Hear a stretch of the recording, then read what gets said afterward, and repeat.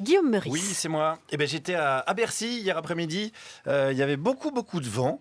J'ai d'abord pensé que j'étais à une compétition de windsurf. En plus, dans le public, il y avait plein de girouettes, essentiellement socialistes.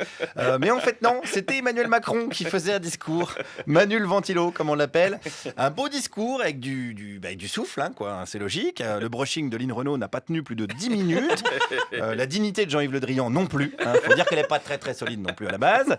Alors, le problème, quand même, quand on bâtit un discours sur du vent, c'est qu'on a un électorat volatile. On peut perdre des votes sur une connerie. Exemple, une personne qui voulait manger dans Bercy. Vous rentrez là avec un sandwich ou n'importe quoi et vous dites de le jeter dans la poubelle. Non, je ne vais pas voter. Ah, vous vouliez voter Macron et du coup vous votez plus Non, Macron? je ne vais pas voter pour lui. Ah là là là là là là, il perd un vote pour un sandwich. Ça va lui coûter la médaille. Alors ne négligeons pas l'importance de Sodebo dans cette fin de campagne. On sait que le président des boulangeries, Paul, soutient Fillon. Est-ce qu'il y aura un complot du jambon beurre? Affaire à suivre. Alors heureusement, il y a des électeurs quand même de Macron qui fondent leur soutien sur des arguments plus solides, comme ce jeune. Vous avez déjà vu un arc-en-ciel? Ouais. Vous savez ce qu'on fait avec un arc-en-ciel?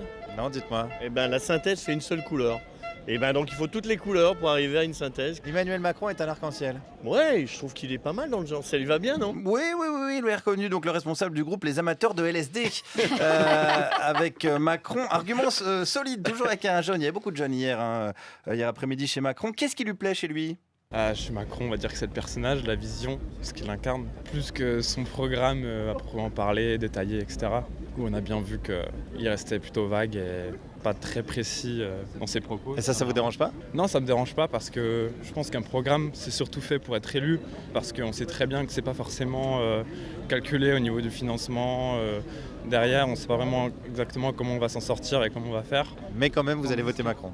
Oui, mais quand même, je vais voter Macron. Mais oui, mais pourquoi pas? C'est comme les nems, si vous voulez. Si on savait ce qu'il y avait dans les nems, on n'en mangerait pas. Voilà, en fait, c'est pas un arc-en-ciel, c'est un nem. Si j'avais été Frédéric Fromet, j'aurais même dit que c'est un nem Manuel Macron. Oh là là là là, mais je ne veux pas empiéter sur le terrain du maître. Donc, Macron, c'est un nem avec une nouvelle saveur. C'est pas comme les autres, m'a confirmé ce même jeune. Le fait qu'il soit aussi passé par le privé auparavant, tandis qu'en face, on a des personnes qui ont fait Sciences Po, l'ENA, qui ont à peu près tous le même cursus et qui sont dans la vie politique depuis... C'est sûr parce qu'il a fait l'ENA, je crois, Macron. Il a fait l'ENA, oui, il a fait l'ENA, mais comme je dis, il est passé par le privé. Oui, il s'est fait payer les études, donc l'ENA part de l'argent public et après il s'est barré dans le privé, c'est ça? Ok, mais ça personnellement, c'est pas quelque chose qui me dérange. Non, mais c'est pas dérangeant du tout. On appelle ça du pantouflage. Il faut rester droit dans ses chaussons quand on déclare à côté vouloir supprimer 150 000 fonctionnaires. Mais le jeune macroniste, vous l'avez compris, il s'en fout. Il veut du neuf. Et le plus âgé macroniste, qu'est-ce qu'il veut? Qu'est-ce qu'il pense de la proposition d'Emmanuel Macron au bout de 2 offres d'emploi refusées, radiation de Pôle emploi? Moi, je trouve qu'on a 2 offres qui correspondent au profil. Et au bout de la deuxième, si on n'accepte pas, on n'est plus au chômage. Même si c'est mal payé. Mais enfin, on ne peut pas non plus éternellement vivre aux frais de la société, parce que la société vous dit vous ne voulez pas, au bout de 10 offres d'emploi, non, on continue, on vous paye. C'est le système qui va à sa mort.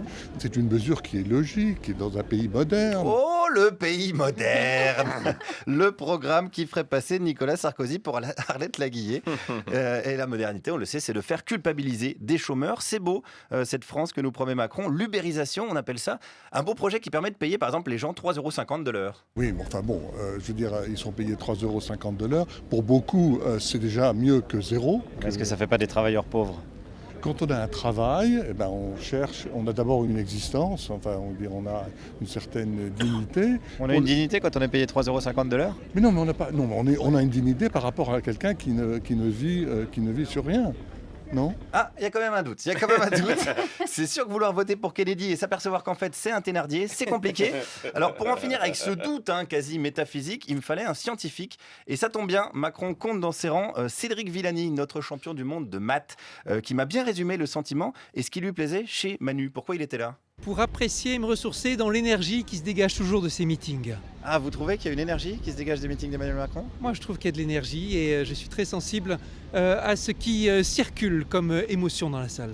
Ah mais alors là, vous me parlez pas de programme, alors c'est vraiment en termes d'énergie, en termes de sensations. Vous savez, j'ai fait ma carrière en physique mathématique, même en physique statistique. Les mouvements de foule, les gestions d'opinion, ce sont des choses qui me fascinent. Mais moi aussi, je suis fasciné par tous ces gens emportés dans cette bourrasque.